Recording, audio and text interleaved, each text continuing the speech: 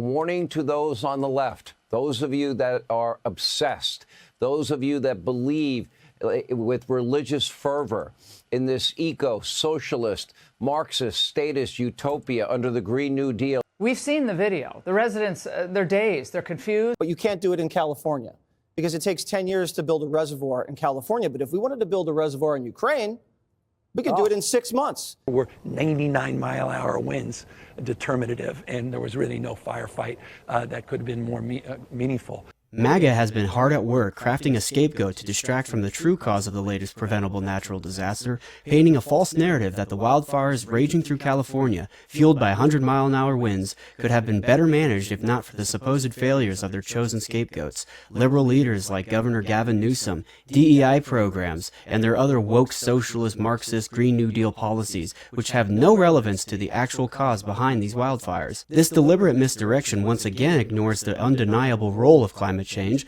conveniently shifting blame to political opponents, and surprisingly aligning with the agenda of the same climate change denying fossil fuel fat cat masters to whom President-elect Trump also bows down. This follows a familiar playbook that Noam Chomsky has pointed out for decades of distracting the public from the true cause of societal woes, which in this recent case is climate change exacerbating the unprecedented devastation of the raging Californian wildfires, driven by the opulent minority of fossil fuel corporations and autocrats like Russia's President Vladimir Putin, and the powerful disseminators of their falsehoods and misdirections, including right-wing political commentators like nearly all of the paid mouthpieces on Fox News. But before we dive in, if you enjoy this video and want to support the channel, don't forget to click the like, subscribe, and alert bells before you go. Your support means a lot. First off, we need to have a clear understanding of what is physically possible when firefighting. Newsom is right about the impossibility of effective firefighting in 100-mile-an-hour Santa Ana winds. We know from climate change experts that more extreme wind speeds should be anticipated from a warming global temperature.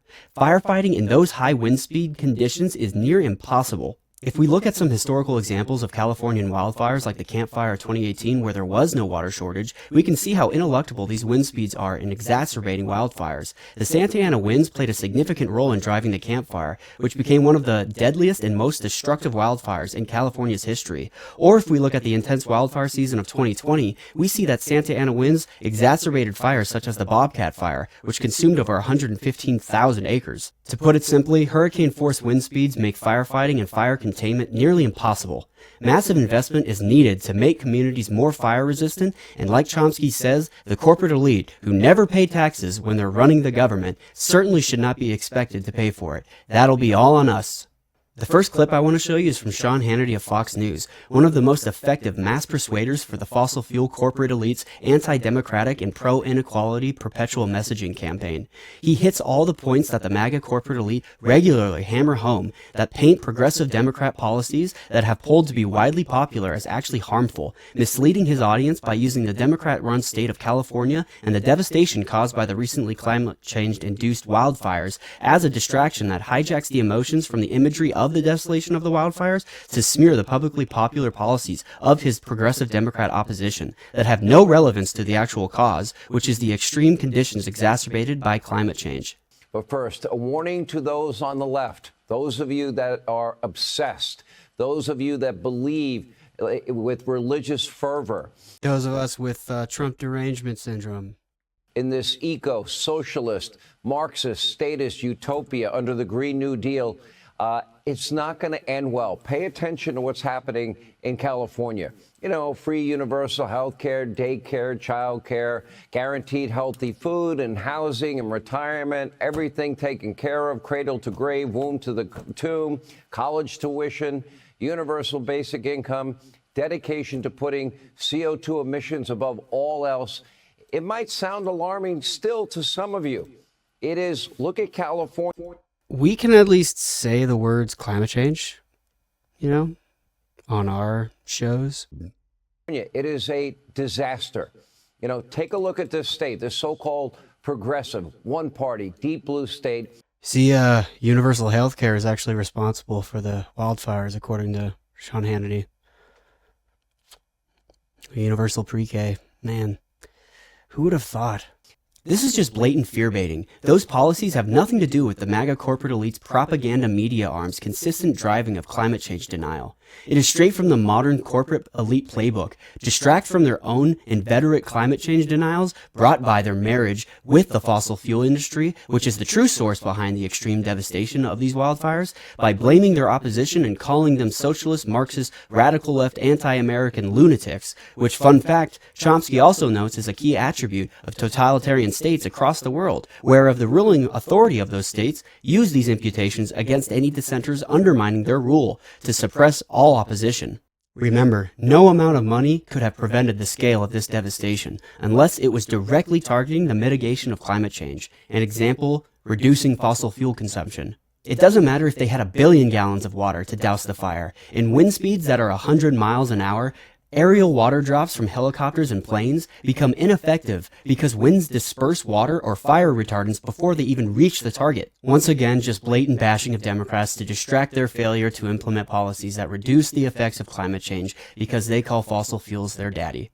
Next is Laura Ingraham of Fox News, another effective weapon for the fossil fuel corporate elite propaganda machine, following the same playbook that paints Democrats as radicals to distract from the actual climate change cause. She even starts with warnings of the high-speed winds as if there was anything that could have been done by the California Democrat governments. How do you suggest we stop the wind, Laura? And this was the headline in Sunday's LA Times. LA and Ventura counties will see strong winds this week as major risks of fires. And now, what is it, 4 or so days later? The fires that were predicted have killed 11 and destroyed more than 10,000 homes, businesses, and schools. Y'all are so good at prediction. Why? I don't understand why you're not like predicting climate change events. I don't get that. We've seen the video. The residents, they're dazed, they're confused, many are furious, with former officials asking why, given the wind warnings and the dry conditions, that Governor Gavin Newsom knew about. that Newsom and Karen Bass did not pre-position sufficient firefighting resources in the most at-risk areas. Now, obviously, the fire department budget cuts did not help, and the dim-witted DEI hires are way out of... See, if we just would have not had DEI hires, we would have been able to have stopped that wind at 100-mile-an-hour wind. Would have been able to effectively fight the fire, been able to have enough water to blanket in the 100-mile-an-hour winds. She's so right. But even they can see how much the city's liberal leadership has failed. The fire department needs to be proper. Gosh, she's just like not even, it's like her brain's not even there. She's just a mouthpiece. Just uttering the words that they give her, you know? Really, schools should use these clips from Fox News to teach how pure propaganda that completely distorts reality can still be widely effective at getting people to believe inane mistruths and sometimes outright lies. The fossil fuel corporate elite-backed Fox News legacy television channel is so power-hungry to control the minds of their audience that they no longer even care about showing the pretense that they actually want to help solve the problem. Instead, they chase political expediency to further concentrate their wealth and political power for themselves and all their fossil fuel corporate elite benefactors by attacking the Democrat opposition regardless of there being any truthful basis. Next, here is a clip of The Five, which is another political program from Fox News that is almost entirely propaganda from the fossil fuel corporate elite, if not for the lone liberal commentator, Jessica Tarlov, who is great for giving the show critical thinking rather than just the abundance of slated narrative of the corporate elite the rest of the network provides. All right. What do you think of that, Dana? Mm-hmm. A couple things. Well, I was saying, why doesn't she just say no? Yeah. Because they're talking about Karen Bass, the Democrat mayor of LA. what I didn't know, I think I read this yesterday, when she was running for office, she said, I will never go on a foreign trip. And she's been on 4 Los Angeles taxpayer dollar foreign trips since she's been in office, which hasn't... Oh my gosh, a politician did something that they said they weren't going to do? Wow, that's crazy. I mean, do I even need to bring up Trump? I mean, obviously that has no impact. They're just like completely blind to anything that guy does. Really been that long. So that was dumb. And all mayors should just say, I'm not going on the foreign trips, so let's just erase that. I think the big frustration is that you can see the United States be able to build anything, anywhere, anytime overseas, but you can't do it in California because it takes 10 years to build a reservoir in California. But if we wanted to build a reservoir in Ukraine, we could do it in 6 months because that's a matter of life and death. But it's also a matter of life and death in California. Why isn't California on a war footing? It's the most riskiest place you could ever live. And you know better than anybody, Judge, with beauty comes great risk.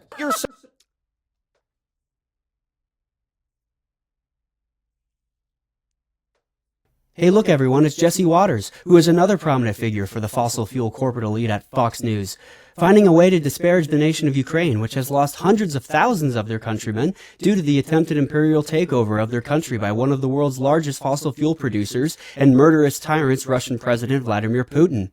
Thanks, Jesse. We know you got all of us in your best interest and not just the hyper-wealthy. Thank you. Once again, they hammer Democrats as incompetent ministers of government and the dearth of water supply and depleted reservoirs to distract from the actual cause of climate change, which is driving these hurricane-force winds that make firefighting impossible. I wonder if Fox anchors like Jesse get bonuses every time they're able to demean Ukraine, because he must be filthy rich by now, with how often he does it to the country, fighting for its independence from the vestiges of the former totalitarian Russian Soviet Union, which killed over 1 million of its own people. Good for you, Jesse. Finally, here's a clip of the governor of California, Gavin Newsom, stating the obvious truth that we can all see with our own eyes, that these winds exacerbated the wildfires and can't really be fought. You've also called for an independent investigation into the issues around water supply that we've seen. What are the questions that you're hoping to answer? The same ones you're asking, same ones that people when I'm in the streets are asking, yelling about. What the hell happened? What happened to the water system? Was it, and by the way, was it just overwhelm? That you had so much that was used, we drew it down. Was it pipes? Was it electricity? It was a combination of pipes, electricities, and pumps. What was that drawdown impossible because you lost 7,000+ structures right here anyway, and every single structure we lost had a pipe that was leaking, and we would have lost that water pressure.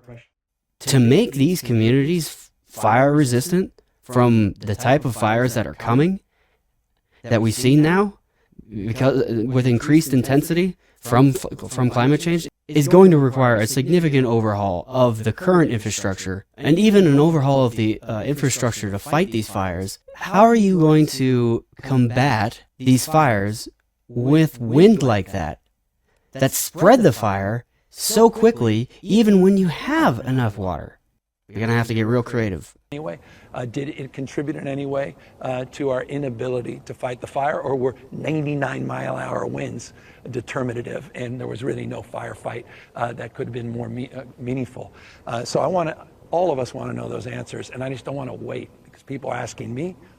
I want to know those facts. I want them objectively determined, and that the chips fall where they may. This is not about finger pointing. In this age of powerful players of climate change denial like Fox News or pretty much the entire right-wing media ecosystem, who seems to consider it a good thing to make America, which is supposed to be the land of the free if you are a patriot, into an Orwellian totalitarian fossil fuel corporate elite-led nightmare, it has never been more important to guard our minds from those seeking to manipulate us for their own sordid ambitions, to concentrate their wealth and power even further while leaving the rest of us with nothing. Not even a livable planet. In the Constitutional Convention of 1787, James Madison, who is widely regarded to be the father of the Constitution, plainly wrote that the Constitution must protect the interests of the opulent minority from the majority. Chomsky says in his book and documentary Requiem for the American Dream that throughout all of American history, there have been two main forces battling for control of the nation. Those who seek to reduce democracy through the concentration of their own wealth and power, and those who seek to reduce inequality through the increase of democracy. Since Trump has entered the political scene in 2016, the Republican Party has been transformed into his image, one where the opulent, hyper-wealthy elite take everything and leave nothing for the rest of us. Franklin Delano Roosevelt, who is considered to be the most prominent progressive president in U.S. history, stated plainly about the growth of this private power being the essence of fascism. The liberty of a democracy is not safe if the people tolerate the growth of private power to a point where it becomes stronger than their democratic state itself. That, in essence, is fascism. Ownership of government by an individual, by a group, or by any other controlling private power. With Trump not conceding the 2020 election that he lost, and his attempts to suppress political opposition, with many examples, the most acute being his first impeachment, where he illegally withheld funds apportioned by Congress to suppress his main political opposition at the time, Joe Biden, he qualifies as a tyrant according to the definition provided by Aristotle in his book Politics. So now it is up to the rest of us to fight against this concentration of wealth and power of the fossil fuel opulent minority and their tyrannicide of God's country, America the beautiful, the land of the free, and remind ourselves that freedom is never truly free. It must always be fought for. Never before have Americans had to fight for their country from a tyrannical president, but as Thomas Paine once said, the times have found us. So guard your minds, support independent media, join the rest of us who are fighting for the liberty of our nation, and as always, stay vigilant, fellow freedom fighters.